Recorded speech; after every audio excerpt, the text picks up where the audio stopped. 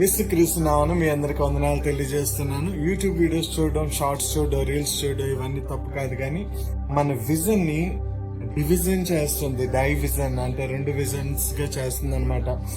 మనం త్వరగా సాతాను చిక్కుల్లో సులువుగా చిక్కులు పెట్టడం అని అంటే తెలియకుండా అవసరం లేని వాటి గురించి మనం ఆలోచిస్తూ ఉంటాం. మనం చేయవలసింది దేవారాత్రంలో దేవుణ్ణి ధ్యానించాలి, దేవుని యొక్క వాక్యాన్ని మనం ధ్యానించాలి. అప్పుడు మనం నీటి కాలువలు ఎవరైనా నాటబడిన వాడే ఆకువాడక ఫలమిచ్చు చెట్టు వల్లే ఉంటాం అనమాట.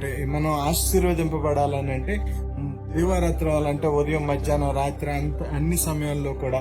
కాబట్టి మనం దేవుని యొక్క వాక్యాన్ని ఆలోచించుకోకుండా వీళ్ళు ఎందుకన్నారు, వాళ్ళు ఎలా ఎందుకన్నారు, ఇదేంటి అదేంటి అని వాదాలు పెట్టుకోవడం ఇవన్నీ కూడా మన విజన్ ని డైవిజన్ చేస్తుంది అనమాట. మొదట నా నీతిని, నా రాజ్యాన్ని. అందుకే అసలు మొట్టమొదటి తెల్లవారుజామున మీరు లెగ్గానే బైబిల్ తీసుకొని మనం చదివితే దాని గురించి మనం ఆలోచించడానికి ఎక్కువ సమయం కేంద్రీకరించడానికి టైం ఉంటుందన్నమాట. మొదట నా నీతిని, నా రాజ్యాన్ని అని అంటే ఒక్క ఉదయాన్న తర్వాత రోజంతా కూడా ఈ రీల్స్ గురించి, షార్ట్స్ గురించి, వీడియోస్ గురించి, వాళ్ళే ఉన్నారు వీళ్ళే ఉన్నారు, ఆ జాబ్ గురించి, వీళ్ళన్నిటి గురించి కాదు, కానీ మన విజన్ డైవర్జన్ అయిపోకుండా దేవుని మీద మనం ఏకాగ్రత నిలిపి దేవుని యొక్క విషయాలు, దేవుని యొక్క వాక్యాన్ని మనం ధ్యానిస్తూ ఉండాలి.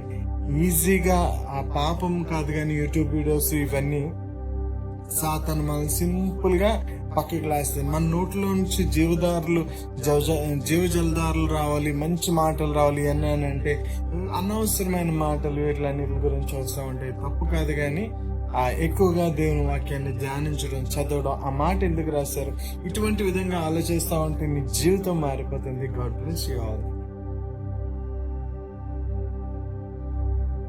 నవ్వుకునే ఎటకారాలు, కామెడీ మాటలు ఇలాంటివి షేర్ చేసే కన్నా మంచి ఇలాంటి ఉపయోగపడే వాక్యాలు షేర్ చేయండి స్టేటస్ లోని మీ ఫ్రెండ్స్ కి, స్నేహితులకి. Thank you so much.